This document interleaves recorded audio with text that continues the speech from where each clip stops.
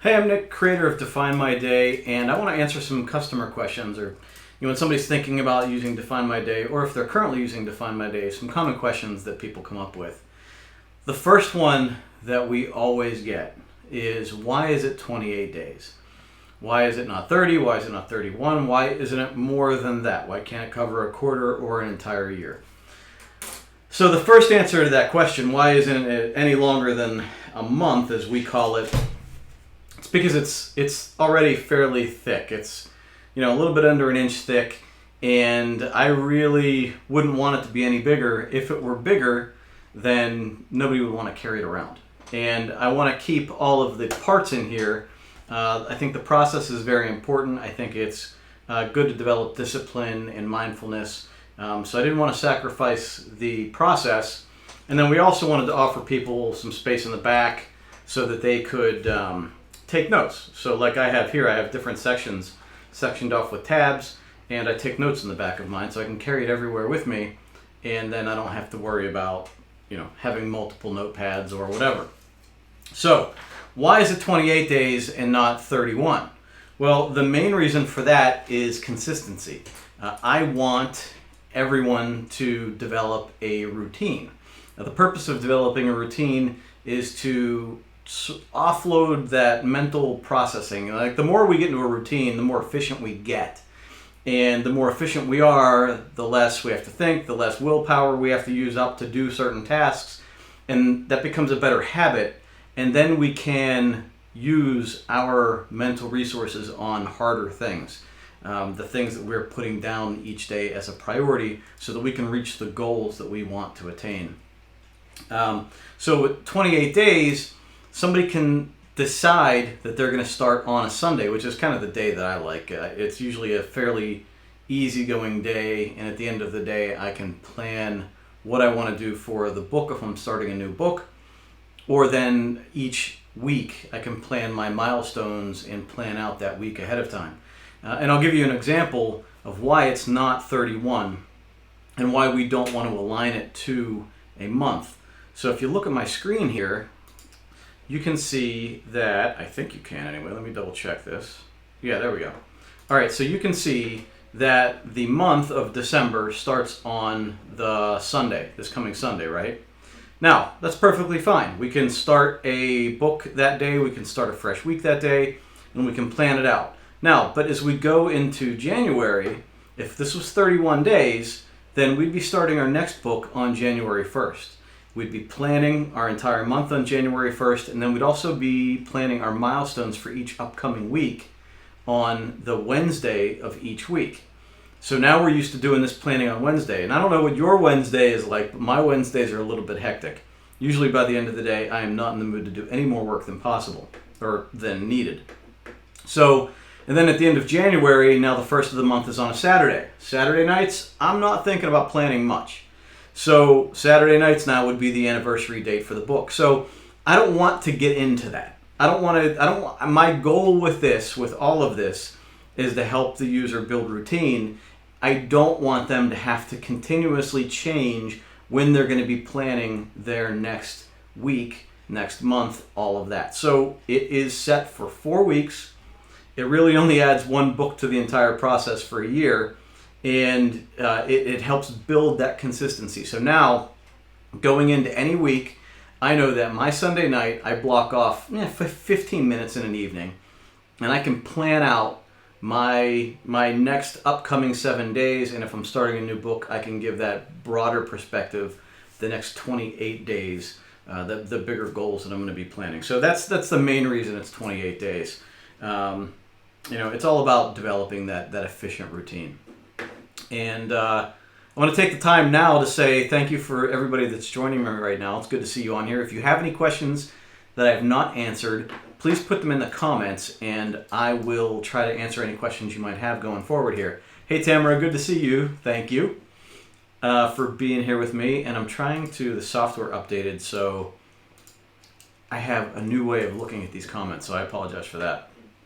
I'm going to try this a different way. Maybe if I go into the post full screen on my website. There we go, Belinda. Happy Friday. Yeah, happy Friday. Happy Black Friday. I hope none of you went broke today. I know I spent a decent amount. I didn't go outside of budget, which is good. So the next question we typically get for Define My Day, is there a calendar? No, there's not a calendar. We don't want to align this with a calendar. I don't want anybody to wait for the beginning of a month to start it. Another reason why it's not 31 days. I want you to decide what is your best planning day and start it immediately. So each day is completely, it's undated. If you can see that, it's kind of white, kind of bright. It's undated over here, and you just start any day that you feel is appropriate. Now, we did offer up a little bit of a change recently where we did add a weekly view at the beginning of each week where you can plan out. I use it to plan out my priorities for the upcoming week. So if I know Monday I have a certain part of a priority that I need to get done, and then Wednesday I have another part. Some people plan their meals. Some people put their appointments on here. It just depends on how you want to do it. It's been fairly useful for a lot of people, but that's about all we have as you might consider it to be a calendar. So yeah, no calendar. All right, the next question we get is, what day should I start and how do I begin? I say start immediately or as soon as you can. It's very frustrating when somebody emails me when I check in and see how they're doing, and they email me and say I haven't started yet, because I don't really check in until about almost the end of their first month that they're with us. And I think with a lot of people we need to practice taking action, right? It's hard for me to say that because I don't want to be like, you need to do this. But in a way we do, right? We need to take action. We need to just get rolling. A lot of people are in the habit of procrastinating, of not taking action. And that's kind of why people start looking for a resource like this, because they need to take more action. So when you get this, the one thing I need you to decide is, what day do you want to start? So if Sunday, like for me, is the best day to plan, I plan Sunday night, and then day one is Monday. So that's how I like to do it. Now, a lot of people, when they get this, they feel like, they don't know what to do. They don't know what to write. They don't know how to do it. So it kind of locks them up a little bit. And I say, look, there's no judgment. I'm not going to come and grade your work, and nobody else should be either. This is a private thing that you're going to be doing. And the process leads you out of the woods. So the more you do it, the more you familiarize yourself with it, the more you're going to understand what needs to happen as you go forward. So it's just a matter of putting pen to paper and following the process and just committing to follow the process. So you plan on your planning day, and then the next day you just start writing at whatever time you say. I say do it first thing in the morning. So the way I do it, I wake up, I stumble out of my bedroom, I go to the coffee maker, I make myself a cup of coffee, and I go sit on my man chair, and I sit there and I do this. If that process doesn't happen, then the good chance is that I will not do this completely. I might come back to it at 9 in the morning and say, oh yeah, I got to do this. But it's not going to be that thoughtful, quiet method of going through this as it is when I first wake up and just get it done before the rest of the world rushes in, before kids start asking me questions, before customers start asking questions, before employees have their things going on. The earliest we can do it, the better. So stumble out of your bed, grab yourself a cup of coffee or whatever your routine is, and sit down and do this for 10 minutes, if that.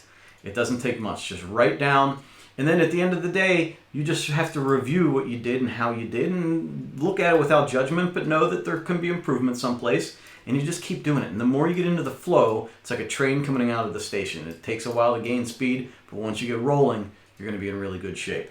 So as far as how to do it, to just sum it all up in a big ball, sum up that big ball right now, all you have to do is start. Put pen to paper, get moving, commit to moving every day, and you'll be fine. What other resources do we have to help you along the way? Well, we have an incredible user group. In fact, some of the people that I see on here right now are in the user group, and I think the user group is probably one of the best resources we have. If you're looking for motivation, there's motivation there. If you are looking for tips on how to use the book, there's tips there. There's people answering questions. There's people answering questions about situations they're in, especially around the holidays right now, right? We have family members to deal with. We have, things getting into our routine. Even myself right now with Black Friday and preparing for Thanksgiving and buying food and people coming over, and it just gets hectic. So how do you handle those situations? All of those questions can be answered by your fellow people in the user group. And there's people that are always coming up with new ideas, new perspectives. It's the most valuable resource we have, I believe. We also do live sessions like this. You can always email us. We're always answering questions through email. We also have a help icon on our website. You can always go through there. And we're going to be adding more. We're going to be bringing in more resources, more people that are specialized in doing things like yoga, people that are specialists in creating dream boards, productivity specialists. So we're going to be bringing a lot more people in and interviewing them to bring more value to you as we go in that user group. And we'll have some that are going to be public, but most of the really good content is going to be in that user group. What if it doesn't work for me? So my belief is that Define My Day works. I've been using it for years. We have people that are changing their lives with it. I absolutely believe that it works. I 100% believe it works. But some people, just doesn't work for them. There's something about it that they don't like. So that's why we guarantee it 100% for 30 days. You buy it, you get it, you try it out. I encourage you to follow the process. Don't just pick it up and go, nope, this isn't going to work for me. I've done that with other products. Believe me, I know how that works. But you picked it up for a reason. You bought it for a reason. So try it. Go through the process, even if it's only for a week. Go through the process. If you don't like it, contact us through the help icon on the website, or reply to one of our emails, and we'll set you up with a return, and we'll refund your money, and that's it. All right? It's not. I'm not here to take your money and have you have a book sitting on your desk that you'll never use. That's not our intent. But I know it works. So give it an honest shot before you decide that it's not for you. Doesn't happen often. We don't get a lot of returns, but when it does, or I know people don't buy because they're afraid of it. So I don't want you to feel that that's anything to be afraid of. Okay, so that leads me into who is it for, right? Marketing people are going to hate me for saying this, or hate them saying this and tell me I'm doing it wrong. It's for anybody. It's for anybody that wants to improve their life. I'm a business owner, I'm a husband, I'm a father, and all of those things that a lot of people are, right? And I needed something to take me from this path that I was on that was not leading me in the direction that I wanted to go in life. So I jumped on to the correct path, I believe, through this process. And it took time. Anybody can use this book for that. It's meant to be simple. It's meant to be something that you can do for 10 minutes a day and go forward with it. People use it for improving their business, for improving their jobs if they want a promotion, or if they just want to feel better about going to work. We have retirees using it, stay-at-home parents using it, empty nesters using it, teachers, engineers, people that work in pharmaceutical companies. We have corporate customers that buy it and give it out to their employees. We have everything from a crane company to we have a financial advisor firm that buys them from us. In fact, I think I just saw AAA. There's somebody with a AAA franchise that bought from us today. So, it can be for anyone that wants a process to bring a little bit more discipline into their lives, a little more focus on where they want to go, make sure they're aligning their daily actions with the end result they want in life. Because I don't want to end my life with regret. I don't want to look back and say, I didn't do what I was meant to do. I didn't enjoy the moments that I had. I missed a lot. I worked too hard and didn't enjoy life. That's not what I want. And I don't want anybody to experience any kind of regret like that. I think we're here once. We need to enjoy every day. We need to focus on what's most important. And that takes, planning out a day. It takes, even on the weekends. We have people that take it on vacation with them and use it on vacation to just set their intent in the morning. I want to enjoy the sun on the beach. That's priority number one and the only priority for the day. And then at the end of the day, they write if they were successful with that. And generally, if they set that intent, they are, unless it rains. And then they enjoy it in a different way, right? And the weekend, Saturday, I will focus on my time with the boys. I will enjoy the time I have. Or if I have to do yard work, I will do these things in cleaning up the house for the day. But the setting that intent does not mean you can't have fun. It doesn't mean you can't enjoy it. Yesterday for me was Thanksgiving. My priorities were be present and enjoy my family. That was it. But setting that intent, that one moment when maybe you want to blow a fuse or when things get a little weird, you come back to the fact that you wrote that down. I'm going to enjoy my day. And it just kind of helps you step back a little bit and enjoy the moment, right?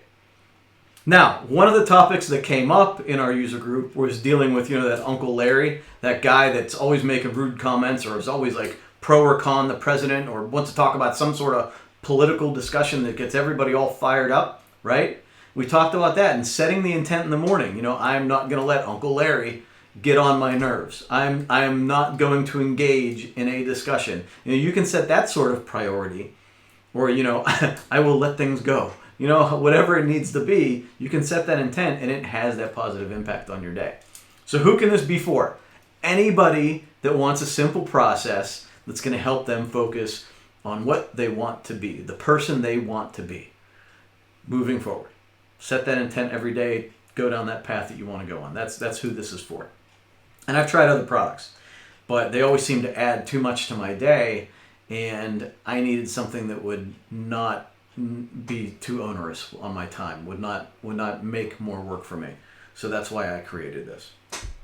Now, where are they produced and shipped from? They're not shipped from out of the country. They're shipped from our hometown of Pittsburgh, Pennsylvania. In fact, tomorrow being Small Business Saturday, we planned on posting some photos of our workspace. It's me, my wife. We have one other employee who doesn't like to get on camera, and we're actually looking to hire somebody else to help us out with fulfillment. And my brother who helps us with the customer service side of things. And that's our business. We are a small business, family owned and operated, and everything is locally produced here in Pittsburgh. It is printed, folded, bound, and shipped out from here. So if you have any questions about where it's coming from, that's it. Pittsburgh, PA. Why is it paper? So why don't we have an app? Or do we have an app? We don't have an app. One, because apps cost a lot to develop and I have zero experience running that kind of project, and I wouldn't even know where to begin. I've even Googled a little bit, but it's just not something I'm qualified for or have the time to manage right now. Aside from that, I've never made it a really big priority for this single reason. It has been scientifically proven that writing has a different impact on the brain and how the brain processes the information compared to typing it on your phone or on a computer. The brain perceives writing it as being real, and everything else is just sort of virtual in a way. So when you can take the time to write down with intent, your plan, your intention, and then at the end of the day reviewing it, it just kind of sinks in a little bit better with your brain. And the other part of typing on your phone or your computer is the distractions that can pop up while you're doing it. We want to try to pull you away from that a little bit and help you be more focused on what you need to do right now. And I'm not perfect with writing like with complete intent and focus. There are some mornings where I'm just like jamming things on my page so I can get done and get out the door. That's okay, but I still did it, and that's kind of the point with it. That's it. So that was it for my facts, because I answered another one in combination with another one. So I don't have any more questions that I had pre-planned.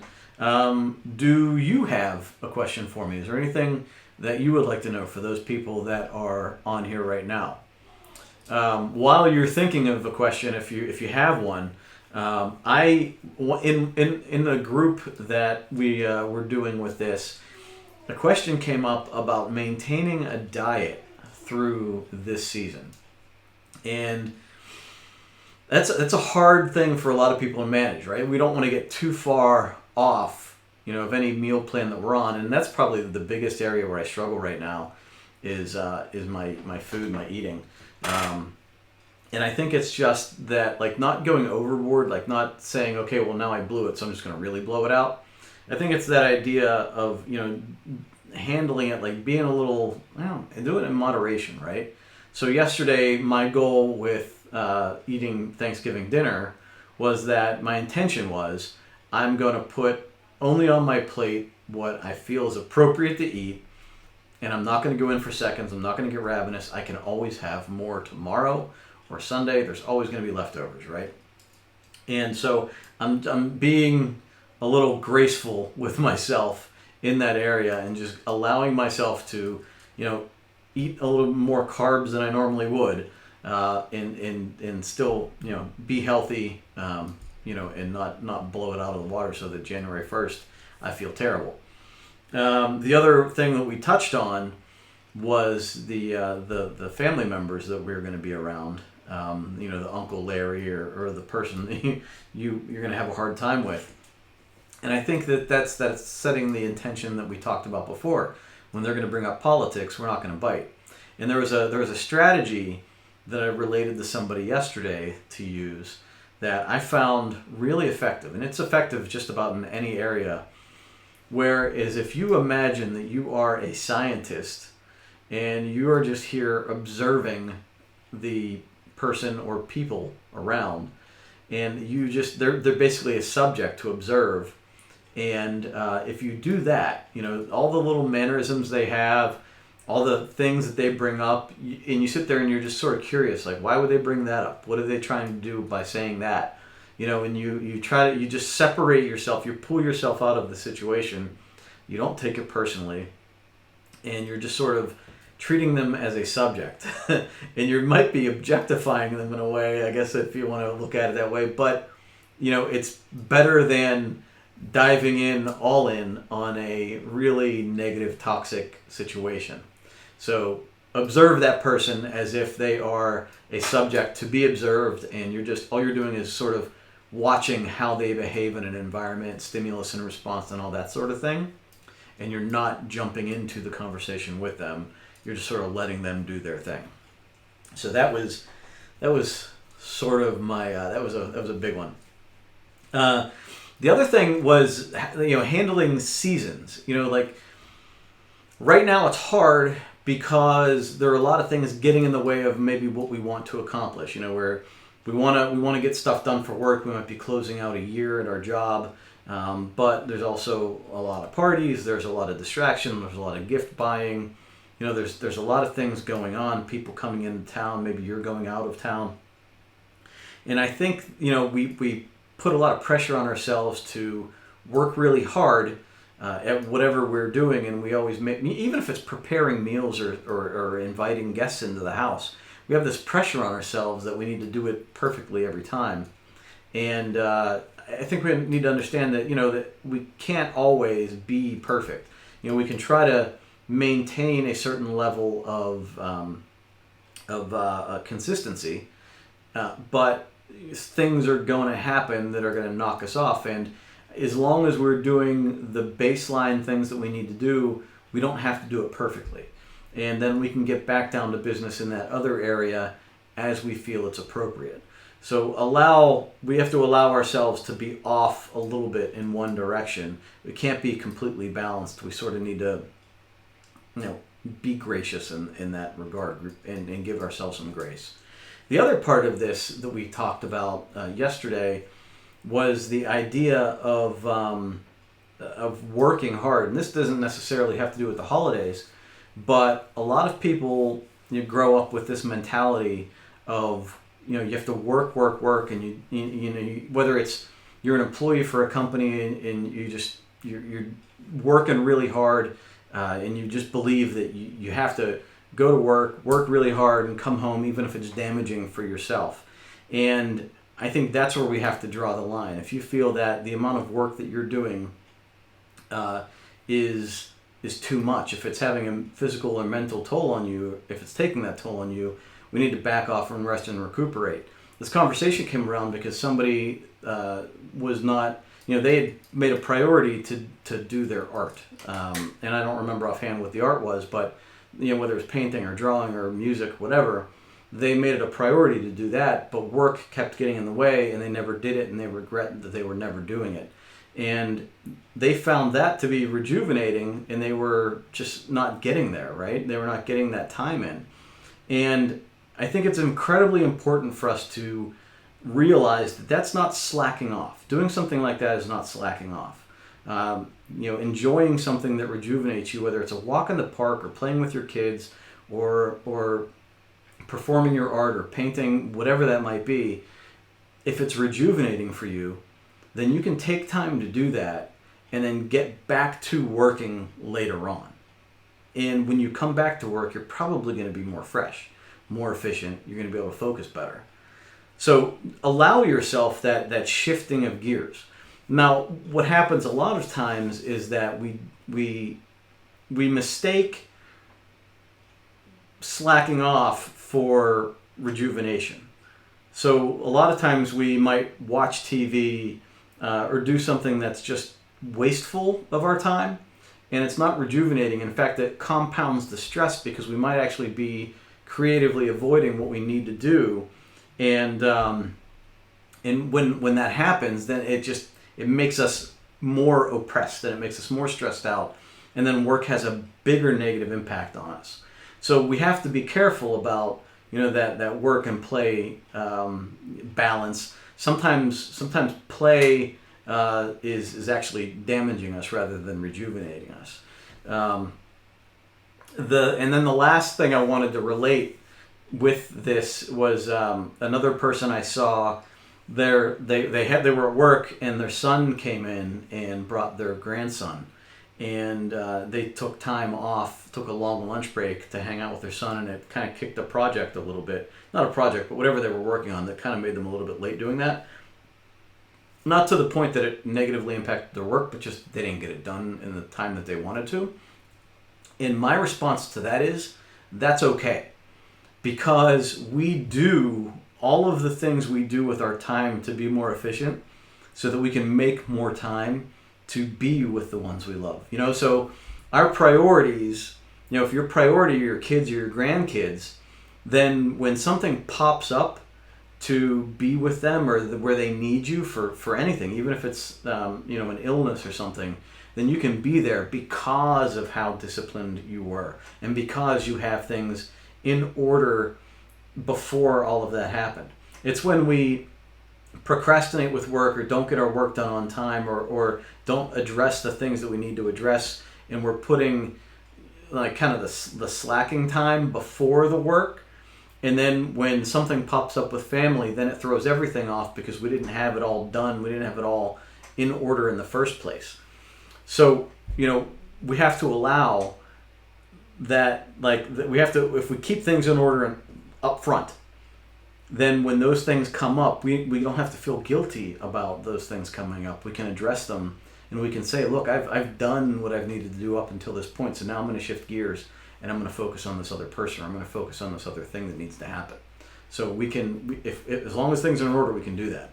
It's the flip side that makes it hard. When somebody, I had somebody that I know in my life, that had an issue that stopped them from doing something that they needed to do, and it was a valid thing.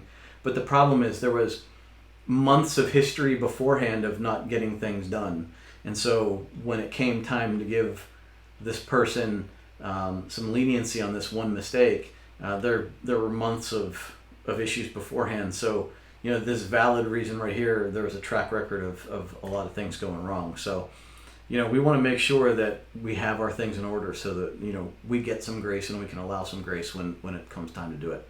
I'm being very vague there because I don't want to be too specific with anybody I'm talking about, but that's kind of my feeling about it. So that's all I have. I wanted to keep this quick because actually at 8:30 I told my kids I would go watch The Mandalorian with them tonight. So I want to make sure I get to them. And I don't see any other questions popping up here, so I'm going to get ready to head off.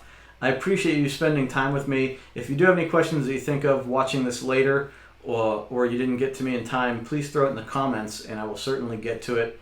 I enjoy hearing from everybody, whether it's through email or comments on Facebook. I love our group. I love our process. I love everything about what we're doing here. So if you have anything, you need anything, please message us, let us know, and we're here for you. All right, have a good night. Keep moving forward. Define your life by defining your day. I'll talk to you soon. Bye.